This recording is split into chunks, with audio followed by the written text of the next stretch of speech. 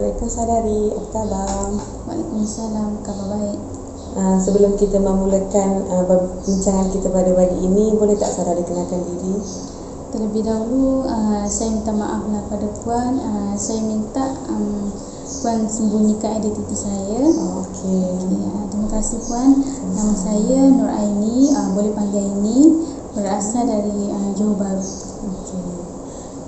Sebelum saya kenalkan diri saya, boleh tak awak kongsikan dengan saya taraf pendidikan awak dari mana dan sekarang ni apa taraf pendidikan awak? Okey, sebelum ni saya belajar melanjutkan pelajaran saya ke STPM.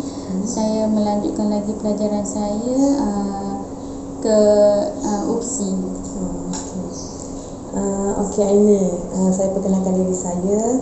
Saya Nik Nur Azlia binti Mazlan selaku pelatih kaunselor untuk sesi kaunseling kita pada hari ini. Okey Aini, sebelum ni pernah tak awak mengikuti program kaunseling? Belum, tak pernah. Oh, tak pernah. Okay, saya akan kongsikan sedikit tentang kaunseling ni. Kaunseling ni adalah satu proses perhubungan bersemuka antara individu yang didatangi masalah dengan seseorang profesional yang terlatih. Macam contohlah, kaunseling ni macam awak ada masalah, lepas tu awak datang untuk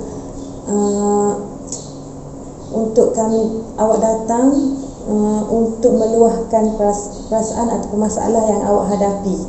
Tapi kami sebagai kaunselor tidak boleh untuk menyebarkan apa yang awak sampaikan kepada kami. Kami cuba untuk selesaikan masalah awak, tapi awak juga perlu memainkan peranan untuk menangani masalah tersebut. Kami cuma bantu dan mendengar masalah awak. Okey, faham? Faham. Tujuan saya mengadakan sesi kaunseling pada pagi ini adalah untuk mendengar masalah atau peluahan daripada isi hati awak yang menyebabkan awak dalam hidup dalam masalah, tekanan.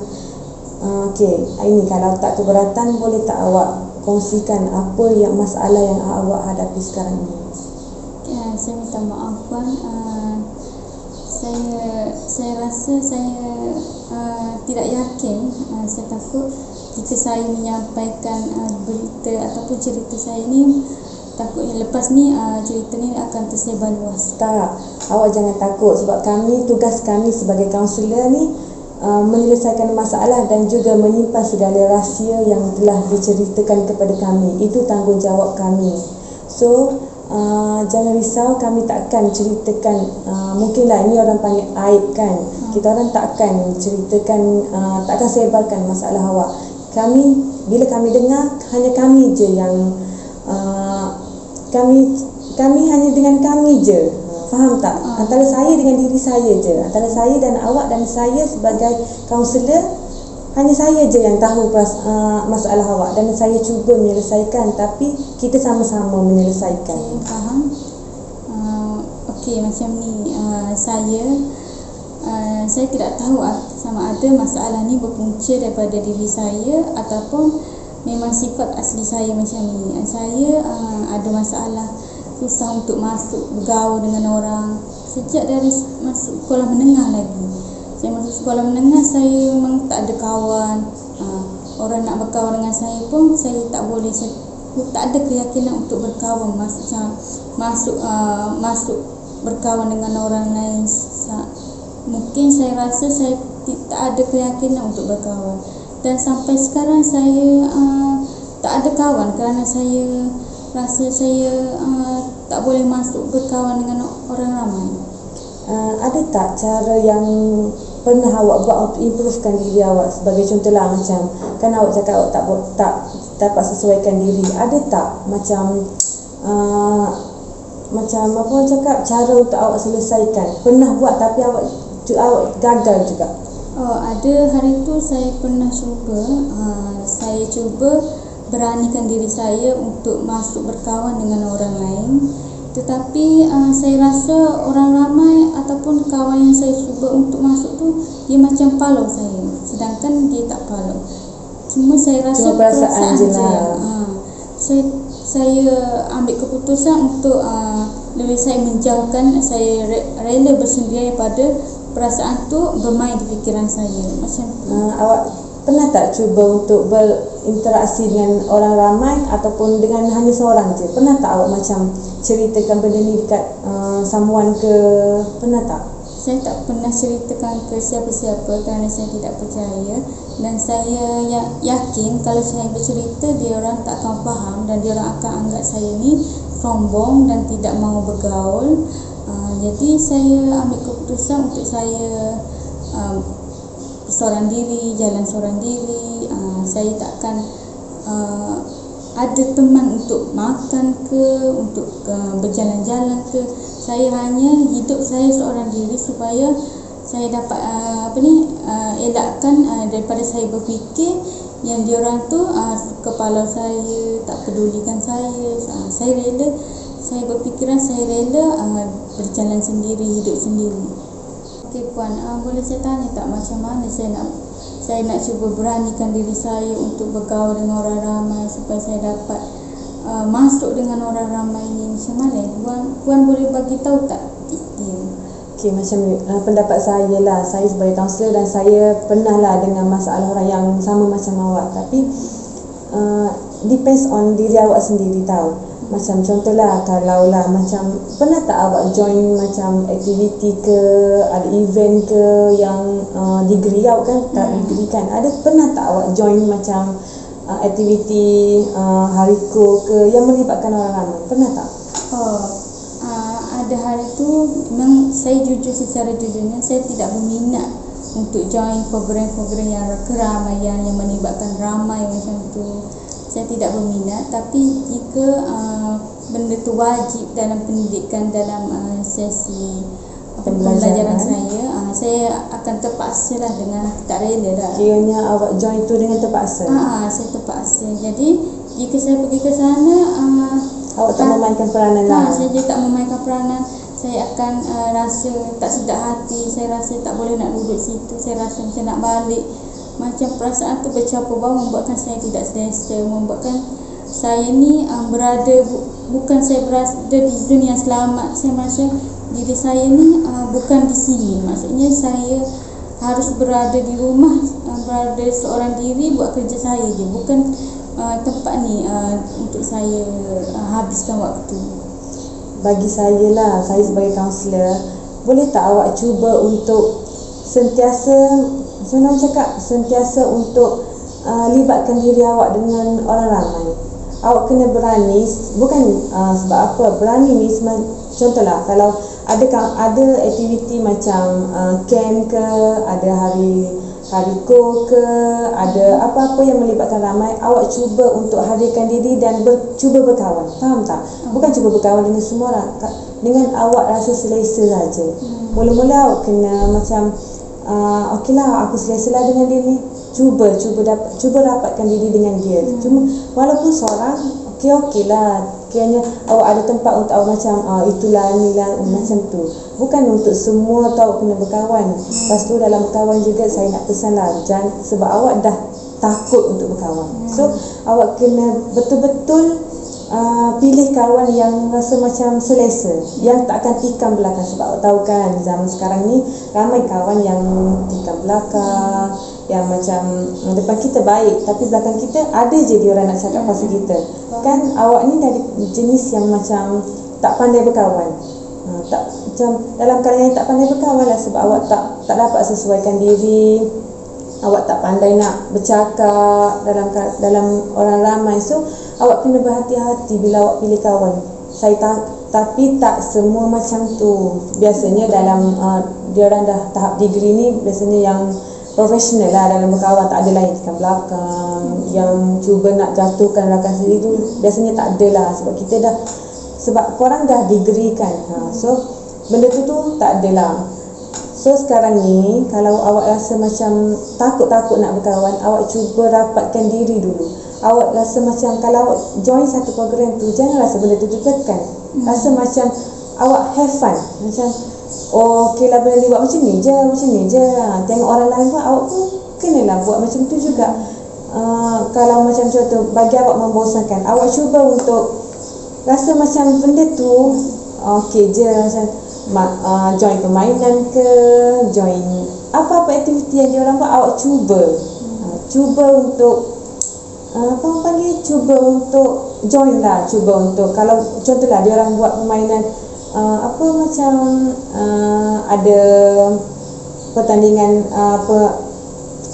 bercakap ke, pertandingan yang melibatkan percakapan, awak cuba untuk join. Mana tahu nanti dengan cara tu awak boleh sesuaikan diri dalam berkawan. Sebab bagi saya lah, kalau contoh kalau awak nak berkawan dengan semua dalam satu masa tu, tak boleh kot, sebab awak daripada yang tak pandai nak berkawan, awak nak berkawan dengan ramai tu tak boleh, macam awak tak pandai nak sesuaikan diri. Cuba dulu untuk awak cari cari circle yang betul-betul positif, kawan yang betul-betul positif yang awak rasa awak boleh percaya. Puan boleh saya bertanya? Boleh.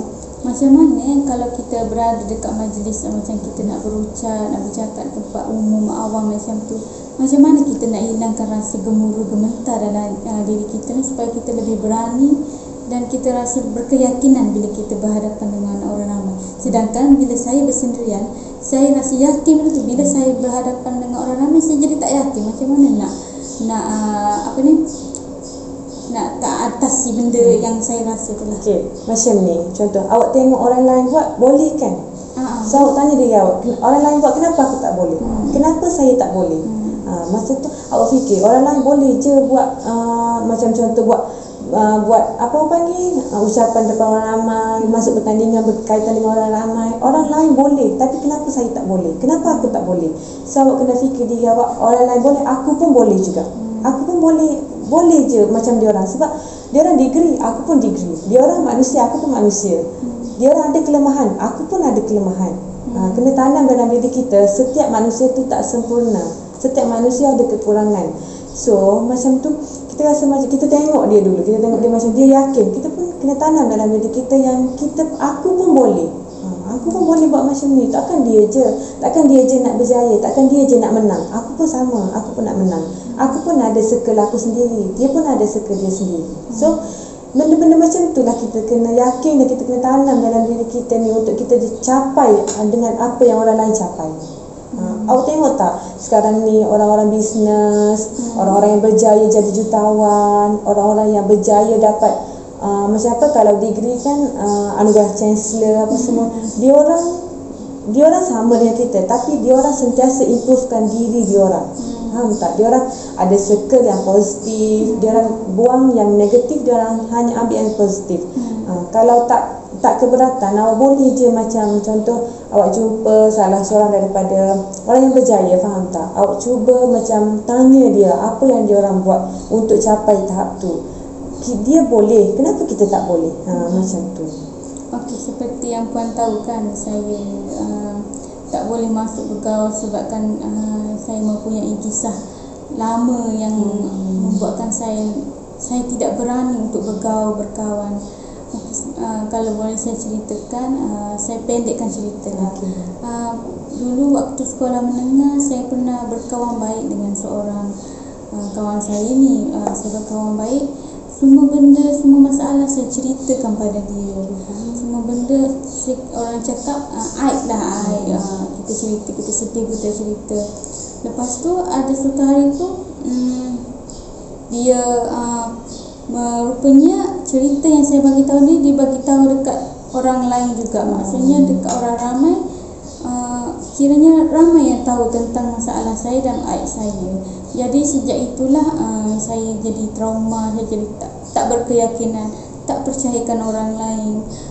Jadi macam mana, saya nak tanya puan, macam mana saya nak buang rasa trauma tu supaya saya tidak beranggapan orang lain tu sama dengan masa lalu saya yang membuatkan saya jatuh sedalam itu. Okey, faham. Okey, bagi saya benda tu biasa je benda kawan tikam belakang lah orang panggil. Kawan yang tikam belakang ni biasa tau.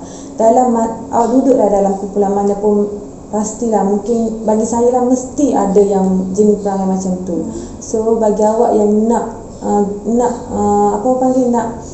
nak naikkan semangat awak balik, awak fikir macam ni je.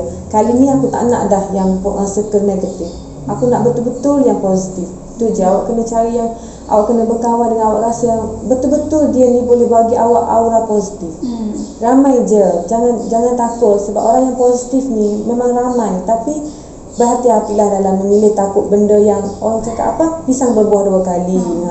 So bagi saya lah, awak kena kenal dulu siapa yang awak berkawan tu. Awak kena kenal dulu identiti dia, perangai dia.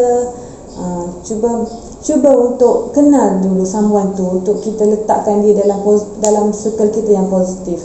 Saya faham awak ada pengalaman macam tu kan, semua orang ada macam tu. So benda-benda macam tu, macam ni, diri kita yang memainkan peranan. Faham tak? Contoh awak cari yang positif circle, awak cari yang betul-betul boleh berkawan. Faham tak? Faham maksud saya yang betul-betul boleh berkawan? Faham kan? Diri kita sendiri pun memainkan peranan juga. Jangan nampak orang je salah tau. Jangan nampak orang je salah. Jangan nampak kita je yang betul. Benda tu sebenarnya mengakibatkan kita ni negatif. Kita nampak kita je betul. So orang ni, itu salah, ni salah, yang itu salah, yang ni salah. Sedangkan sebenarnya kita yang selalu meninggikan diri kita. So dalam berkawan ni kita kena saling, kalau awak salah, saya bagi tahu. Kalau saya salah, saya kena terima teguran orang. Tapi kadang-kadang tu kita ni manusia kan, yang macam ada juga rasa macam nak tinggi diri, tapi kita kena fikir balik, tinggi diri ni tak pergi ke mana. Kena faham benda tu. So awak nak tutupkan segala tutupkan segala masa silam awak tu, awak kena macam yakin yang kali ni aku kenal dia. Aku cuba untuk kenal diri dia, dan aku rasa macam boleh ni, dia ni okey lah, macam dia ni macam bawa aura positif lah. Macam tu. Awak kena sentiasa ingat yang satu lagi, awak kena ingat dalam berkawan ni akan ada naik turunnya. Akan ada tahap macam kadang-kadang kita bergaduh, salah faham, kadang-kadang kita tak ada masalah, kita okey je. Tapi okey tu tak selamanya okey, faham tak? Awak kena faham satu konsep yang dalam berkawan tak selalunya bahagia. Contoh macam itulah. Ada kala kawan kita ni buat salah, ada kala kita selalu nak tinggi diri. Faham kan? Okey. Ada apa lagi nak tanya? Saya pernah juga bagi tahu dekat ibu bapa saya tentang masalah ni. Sebabnya saya rasa saya tak ada tempat untuk meluah rasa macam tak ada tempat untuk meluahkan isi hati saya. Masalah ni lah yang saya cakap ni lah. Saya cuba untuk beritahu ibu bapa saya, tapi ibu bapa saya macam dia tak percaya lah. Maksudnya dia anggap semua tu benda tu tak penting lah. Padahal benda tu telah mengganggu juga emosi saya. Tambah-tambah bila saya datang sini belajar sini, saya rasa lagi mengganggu. Sebab saya ibaratnya itulah, saya tak ada kawan dekat sini. Lepas tu saya tak ada tempat untuk meluah. Saya tak ada tempat untuk memberitahu, menunjukkan perasaan yang saya rasa di sini. Saya rasa pada pendapat pun macam mana cara untuk saya meyakinkan yang kepada ibu bapa saya yang bahawasanya benda ni mengganggu kesihatan mental saya. Okey. Kalau soal ibu bapa, saya pun tak kenal ibu bapa awak kan. So awak rasa macam mana ibu bapa awak berkomunikasi? Faham tak? Macam mana ibu bapa awak berkomunikasi dengan awak? Kalau sebagai contoh lah, sebelum ni mesti awak pernah ada masalah kan. Bagaimana awak berkomunikasi dengan diorang? Bagaimana awak yakinkan diorang yang awak tu tengah ada masalah? Pernah tak awak alami masalah sebelum ni, sebelum masalah berkawan ni? Sebelum ni saya pernah juga hadapi masalah, tapi saya jaranglah memberitahu ibu bapa saya sebab saya tak nak dia risau. Tapi masalah ni saya memberitahu dia sebab dia kenal kawan saya. Tapi dia menganggap kawan dia tak percayalah kawan saya akan buat macam tu, sebab dia kawan baik saya dan dia kenal kawan saya dan kawan saya pun kenal ibu bapa saya. Jadinya dia cakap benda tu macam dia cakap benda tu tipu je lah. Tipu je dah buat cerita. Buat cerita. Takkanlah dia nak buat macam tu. Cubalah jangan jauhkan diri dia. Masa nak saya berkawan, saya faham maksud ibu bapa saya supaya saya tak memutuskan silaturahim dengan kawan saya. Saya nak memutuskan silaturahim. Kalau boleh saya tak nak saya dah hilang kepercayaan. Saya dah hilang kepercayaan. Dia membuat saya hilang kepercayaan, membuatkan saya rasa down dan tidak percayakan siapa-siapa. Itu je. Sebenarnya bukan niat ibu bapa awak tu untuk memutuskan silaturahim, tapi dia orang tak nak masuk campur sebenarnya. Kan dia lagi kenal kan, sama-sama kenal family, sama-sama dia kenal kawan awak, dan kawan awak tu mungkin kenal juga family awak. So ibu bapa ni sebenarnya dia tak nak tak nak apa orang panggil, tak nak ambil peranan sangat lah, sebab anak-anak berkawan, budak-budak contoh lah, budak-budak berkawan macam nanti sekejap lagi dia okey lah tu, macam mungkin macam tu kot anggapan ibu bapa awak. Tapi sebenarnya awak boleh lagi, macam contohlah awak bagi tahu je dia orang beberapa kali yang awak rasa macam aku kena bagi tahu lagi mak aku kena bagi tahu lagi, kena yakin lagi dengan mak aku yang aku ni bukannya buat cerita, faham tak? Bukannya buat cerita, tapi nak yakinkan dia orang. Cuba untuk bagi tahu slow talk dengan mak ayah, macam cari inisiatif untuk yakinkan mak ayah yang kita ni tengah ada masalah dengan kawan. Bukan, betul lah awak cakap, bukan niat kita untuk putuskan silaturahim, tapi kita cuba buang negatif vibe, yang aura negatif dalam diri kita. Sebab kawan kita tu yang macam buatkan kita jadi macam selalu berfikir macam benda-benda yang macam tu lah dia. Kita cuba elakkan, tapi mungkinlah mak ayah kita tak faham. Bukan bahasa kasar, orang tua kan dia macam tak nak ambil kisah sangat. Ini kan benda budak-budak kan berkawan, tapi sebenarnya benda ni lah yang mengakibatkan mental health kita ni macam terganggu.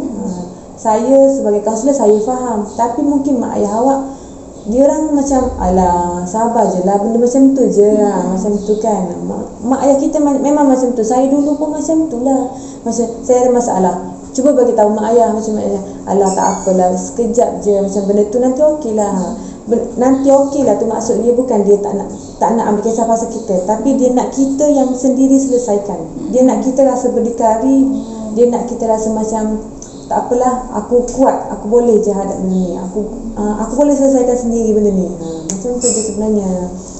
Jadinya saya perlu lawan kuat lah supaya saya menganggap orang-orang sekeliling saya tak sama dengan masa lalu saya ke macam mana?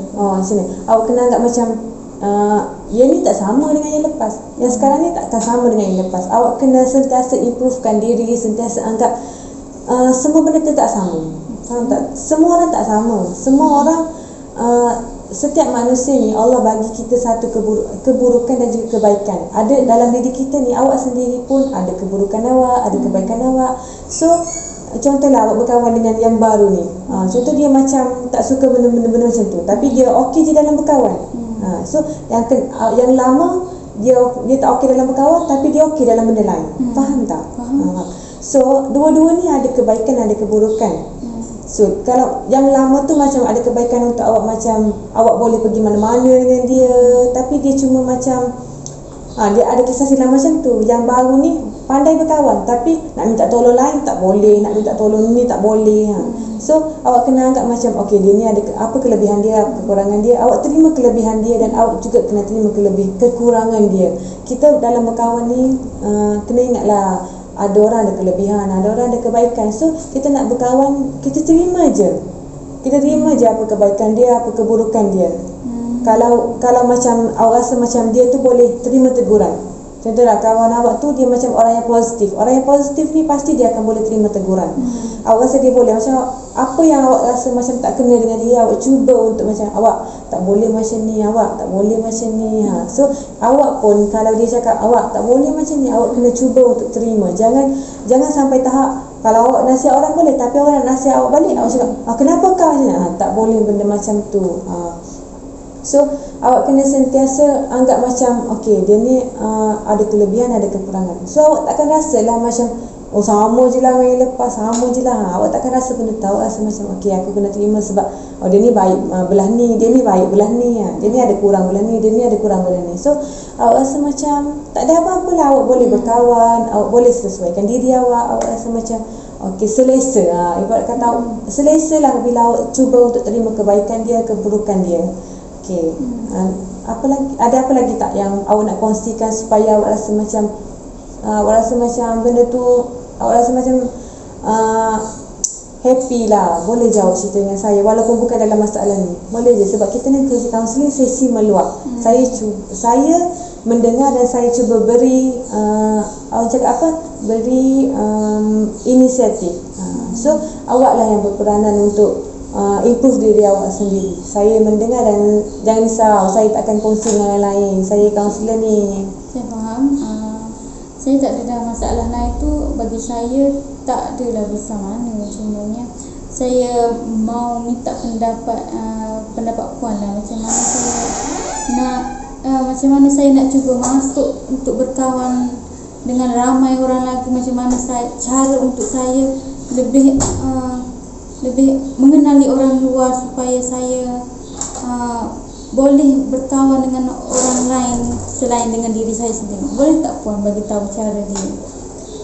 Cara sinilah, macam contoh dalam satu kumpulan kan, dalam assignment group kan, awak ada ramai kumpulan, awak daripada tak ada kawan, awak cuba masuk dengan orang lain. Contoh daripada kelas, daripada fakulti lain 2 orang, fakulti lain 2 orang, 6, awak daripada seorang je. Awak cuba untuk sentiasa berinteraksi, sentiasa tanya, sentiasa bercakap, sentiasalah macam contoh awak korang dah makan ke, korang cuba untuk awak cakap macam ni, cuba untuk sesuaikan diri. Cuba kalau gagal lagi, awak jangan down, jangan cepat down. Awak kena macam alah tak apalah, dia orang tak nak cakap dengan aku, orang lain nak cakap lagi. Dia orang tak nak bagi perhatian kat aku, orang lain ada lagi. Dia orang tak nak kongsi masalah dengan aku, orang lain ada lagi. Kena sentiasa ingat yang circle kita ni tak sama dengan circle lain. Faham tak? Yang kita ada sekarang ni takkan sama dengan yang kita baru nak kenal. Cuba untuk sentiasa macam tak apalah, tanya khabar orang baru, macam kalau dah makan ke, kalau free tak petang ni, jomlah macam buat assignment sekali ke. So bila kita sentiasa macam berinteraksi selalu, kita rasa macam benda tu fun. Bila kita ada masalah, kita cakap korang free ke, jomlah main badminton ke, jomlah kita keluar ke, lepak ke. Kita ni pelajar, taklah semestinya tak boleh lepak kan. Petang, jom korang kita lepak. Korang ada assignment tak? Jom kita buat kat luar ke. Korang jomlah buat assignment kat luar ke. Macam itulah cara kita untuk kita sentiasa pandai dalam bergaul. Faham tak? Macam tu. Jelas tak apa yang saya sampaikan? Setakat ni saya jelas dan insya-Allah saya cuba improve diri saya. Boleh saya tanya lagi tak puan? Boleh je.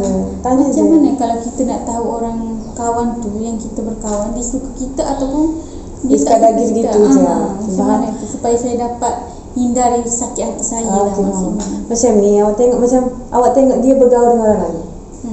Awak cuba tengok macam mana dia cara dia layan kawan lain. Faham tak? Kalau dia macam dengan orang lain pun dia macam alah gitu je ni, samalah macam dengan awak. So kalau dia tu ikhlas, macam dia selalu tolong orang, dia selalu macam okay, mainlah aku tolong, sinilah borak dengan aku, sinilah kita main sama-sama, sinilah. Itulah contoh-contoh kawan yang positif, yang selalu tolong, yang selalu macam. Lagi satu, saya nak ingatkan awak, kawan yang jenis macam selalu gelak ni, dia sebenarnya okey. Dia memang macam yang selalu macam kau ni selalu macam hai, kalau jumpa macam dari jauh lagi dia tegur macam hai, happy go lucky. Sebenarnya bagi saya yang macam tu saya nak. Faham tak? Saya contohlah pengalaman saya tak berkawan dengan yang jenis macam itu tak boleh, ini tak boleh, itu tak boleh, ini tak boleh. Saya tak suka berkawan. Saya jenis suka berkawan dengan orang yang sentiasa mulut dia macam kalau kita salah, bagi tahu je tegur. Tak adalah nak cakap belakang, tak adalah nak bagi tahu orang lain yang si A ni, si Pola ni, tak ada. Saya jenis berkawan dengan orang yang kau salah lah buat macam tu. Saya cakap jenis berkawan dengan orang macam tu. So kita rasa macam happy lah, macam kalau tengoklah personality dia tu macam selalu gelak macam ni, selalu main, selalu kawan ramai-ramai. Kawan macam tu lah yang kita nak.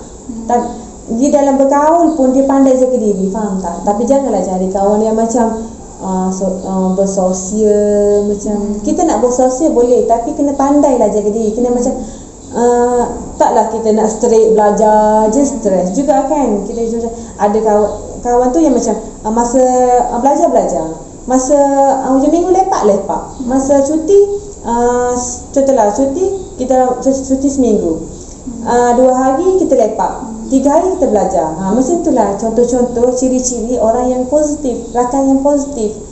So awak ni macam tengoklah kan, kita dah besar, kita dah boleh nilai mana yang baik, mana yang buruk. Faham? Okey, saya faham. Boleh saya tanya kan, apa macam dalam fikiran awak sekarang ni, apa benda yang awak rasa macam awak nak improve? Awak ada tapi awak takut nak buat. Macam saya cakap tadi, saya nak improve kan, saya nak cuba buang rasa gemuruh, rasa tidak yakin dalam diri saya, supaya saya dapat buat sesuatu dengan penuh yakin. Supaya saya dapat jalani benda-benda dalam kehidupan saya ni dengan penuh keyakinan, dan saya lebih berkonfiden dan lebih maju ke hadapan. Itu je harapan saya untuk sesi meluah ni lah. Contohlah sekarang ni awak tak apalah, kita macam kita buat pasal lain lah, takkanlah pasal masalah je kan. Lagi awak tak faham, boleh mungkinlah macam kalau awak tak faham apa lagi ke, nak sesi meluah lagi ke, boleh je datang jumpa saya. Sebab saya sebagai kaunselor ni bila-bila masa je boleh. Okay? Ada apa yang awak nak cerita, ada lagi masalah apa yang selain daripada masalah tadi, boleh je jumpa saya. Saya cuba untuk bukan selesaikan terus, tapi saya cuba mendengar. Okay, tugas saya adalah untuk mendengar. Faham tak? Faham. Okeylah, terima kasih sebab sudi luangkan masa, sudi meluah dengan saya. Dan bukanlah saya berjanji, tapi tanggungjawab saya sebagai kaunselor, simpan apa yang awak cerita. So insya-Allah cerita ni tak akan sampai ke orang lain, hanya saya dan awak dan diri saya sendiri je yang tahu. Okey. Tak apalah. Terima kasih. Jumpa lagi. Terima kasih.